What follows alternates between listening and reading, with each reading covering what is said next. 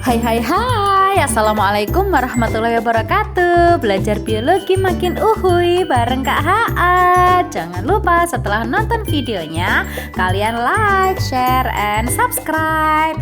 Hari ini yang mau kita pelajari adalah tentang pola-pola pewarisan sifat. Yuk, check it out. Oke, adik-adik, ada 6 macam pola pewarisan sifat pada makhluk hidup.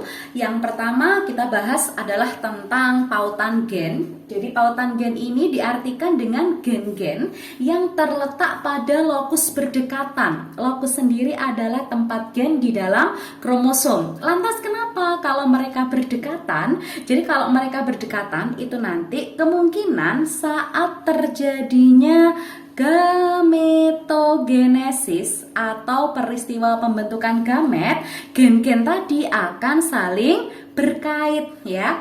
Enaknya ngomong gini loh, kalau kalian misalkan punya pasangan gitu ya, punya pacar, maka hatimu dan hati pacarmu itu akan saling berkaitan, saling berpautan. Karena berpautan maka kemana-mana pengennya mesti bareng gitu ya. Berarti termasuk pada saat pembentukan gamet, maka gen-gen tadi hanya akan mau dipisahkan bersama. Untuk membuktikan ada tidaknya pautan gen itu biasanya dilakukan tes cross ya, atau uji silang. Tentu saja kalian masih ingat yang namanya tes cross. Yang jadi induk adalah F1. Jadi F1 itu yang biasanya bergenotip heterozigot ya. Kemudian disilangkan dengan induk pertama yang sifatnya resesif. Nah, sekarang kita bandingkan ya tes cross antara alel bebas dengan tes cross andai kata gen-gen yang ada di situ tadi berpautan. Jadi nanti yang kita bandingkan adalah individu dengan genotip yang sama. Misalkan genotipnya A besar A kecil, B besar B kecil ya. Kemudian gen A besar dan gen B besar adalah alel bebas. Nah, kalau alel bebas berarti dia tetap mengikuti hukum satu Mendel ya. Artinya di situ tidak ada peristiwa pautan. Ya, moga-moga masih ingat ya tentang bagaimana cara melakukan tes cross. Oke, saya langsung aja. Yang jadi parental adalah A besar A kecil, B besar B kecil. Kemudian disilangkan dengan yang resesif, berarti A kecil B kecil B kecil. Semoga masih ingat juga bagaimana cara mencari gametnya ya. Untuk individu dengan genotip A besar A kecil, B besar B kecil, kalau gen-gennya merupakan alel bebas, maka A besar bisa saja dipisahkan bersama dengan B besar. A besar bisa dipisahkan dengan B kecil, kemudian A kecil bisa dipisahkan dengan B besar, dan A kecil bisa dipisahkan dengan B kecil. Jadi tetap bisa menggunakan rumus 2 pangkat N ya. N-nya kan ada 2 nih, genotip heterozigotnya, berarti 2 pangkat 2 ada 4. Sedangkan di sini, maka gamet yang terbentuk hanya A kecil, B kecil. Sehingga setelah kita silangkan, disilangkan normal aja ya dek ya. Gamet ini disilangkan dengan di sini ya. Demikian seterusnya sampai 4 gamet ini berhasil untuk disilangkan. Berarti kita akan mendapatkan anak dengan genotip A besar A kecil, B besar B kecil, kemudian ada A besar A kecil, B kecil B kecil, kemudian ada A kecil, B besar B kecil, dan yang terakhir ada A kecil, B kecil, B kecil ya. Ada 4 anak, masing-masing jumlahnya sama. Berarti perbandingannya adalah 1 banding 1 banding 1 banding 1 ya. Ini yang sudah pernah kalian pelajari di hukum Mendel kemarin. Kemudian yang kedua dengan genotip yang sama, yakni A besar A kecil, B besar B kecil, kemudian gen A besar dan gen B besar ini berpautan. Nah, tadi kalian sudah mengerti bahwa kalau ada gen-gen yang berpautan, maka mereka nanti pada saat pembentukan gamet harus selalu saling berkait. Karena saling berkait berarti mereka together forever gitu ya, selalu bersama-sama. Jadi dengan induk yang sama ya, kalau dites cross kan berarti A besar A kecil, B besar B kecil disilangkan dengan A kecil, B kecil B kecil, maka gametnya ini yang akan istimewa ya. A besar berpautan dengan B besar berarti A besar hanya mau dipisahkan bersama dengan B besar. Otomatis nanti A kecil hanya mau dipisahkan dengan B kecil ya. Oke, ini seperti seperti biasa, jadi ada A kecil, B kecil, sehingga ketika disilangkan anaknya hanya dua macam ya, yakni A besar, A kecil, kemudian B besar, B kecil. Ini dengan ini ada A kecil, B kecil, B kecil. Oke, jadi anaknya dua macam, masing-masing dengan perbandingan 1:1 gitu ya Dek ya. Jadi dengan adanya pautan ini, maka jumlah anak yang dihasilkan ini lebih sedikit, variasinya pun lebih sedikit kalau dibandingkan dengan tidak ada pautan. Kalau tidak ada pautan artinya ya gen-gennya merupakan alel bebas begitu.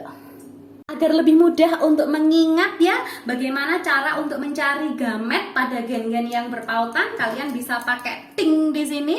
Kalau biasanya untuk mencari jumlah gamet, kalian bisa menggunakan rumus 2 pangkat N. Maka untuk mencari jumlah gamet pautan, ditambahkan sedikit saja ya. Rumusnya yakni 2 pangkat N min jumlah pautan. Oke. Saya beri kotak biar lebih gampang. Oh ya, maaf, belum beri keterangan ya. Apa sih N di sini ya? Jadi N di sini diartikan dengan jumlah genotip yang sifatnya heterozigot ya. Masih ingat toh, heterozigot, hetero itu beda. Berarti nanti ditulis dengan huruf besar dan juga huruf kecil. Oke, mudah-mudahan jelas ya. Nanti kita langsung ke contoh soalnya. Ini ada soal ya, contoh soal individu dengan genotip A, B heterozigot, kemudian C homozigot, D heterozigot dan E heterozigot, di mana gen A besar dan D besar berpautan, maka dia nanti akan memiliki jumlah dan macam gamet titik-titik. Oke, kita cari satu persatu ya. Kita mulai dengan mencari adanya jumlah gamet. Oke, karena di sini ada peristiwa pautan, maka yang dimaksudkan di sini tentu saja adalah jumlah gamet pautan. Kita tadi sudah punya rumus yakni 2 pangkat N min jumlah pautan, di mana N-nya adalah jumlah genotip heterozigot. Yuk kita cari jumlah genotip heterozigotnya. A di sini heterozigot, kemudian B heterozigot, C homo, jadi nggak usah dihitung. Kemudian D heterozigot dan E heterozigot, sehingga N-nya atau jumlah genotip heterozigotnya ada 4. Oke, kita tulis ya. Berarti 2 pangkat 4 dikurangi jumlah pautan. Nah, di sini gen A besar dan D besar berpautan, berarti jumlah pautannya ada 1 ya. 4 dikurangi 1 ada berapa nak? Oke, 3 ya. Berarti 2 pangkat 3 dan 2 pangkat 3 ini adalah 8. Sehingga jumlah macam gamet pautannya adalah 8 macam. Oke, kemudian bagaimana untuk mencari macam gamet?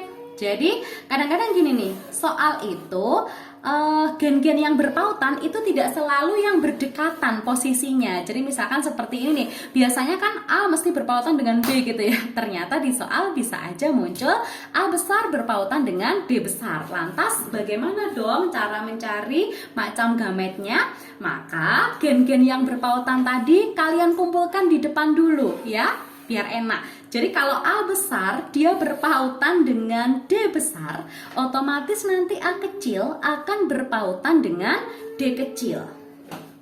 Oke, semoga kelihatannya. Jadi kita taruh di samping aja biar enak. Sorry ya. Jadi kalau A besar berpautan dengan D besar, otomatis A kecil akan berpautan dengan D kecil. Terus kita lanjutkan dengan B. B kan alel bebas ya, berarti nanti akan ada B besar dan B kecil. Di sini juga sama. Ada B besar dan ada B kecil. Kemudian C. C-nya homozigot. Ya udah kita pisahkan aja ya, hanya 1 ya. Berarti C besar di sini. C besar, C besar, C besar. Dan terakhir adalah E. E-nya masih alel bebas, berarti nyabang 2 nih. Ada E besar, ada E kecil. Sama semuanya. Nah, ini kita sudah mendapatkan ada berapa macam dong? Oke, bisa dihitung ya.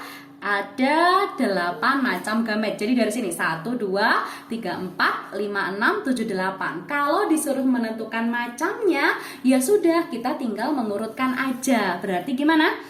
Dimulai dari A besar, B besar, C besar, D besar, kemudian E besar. Terus ada A besar, B besar, C besar, D besar, dan E kecil. Kemudian di sini ada A besar, kemudian B kecil, C besar, D besar, E besar. Terus ada A besar, B kecil, C besar, D besar, E kecil, dan seterusnya. Saya rasa adik-adik pasti bisa menyelesaikan ya. Intinya diurutkan hurufnya dari A, B, C, D, kemudian E. Hanya variasi besar kecilnya saja yang tidak sama. Begitu ya, moga-moga bisa dilanjutkan.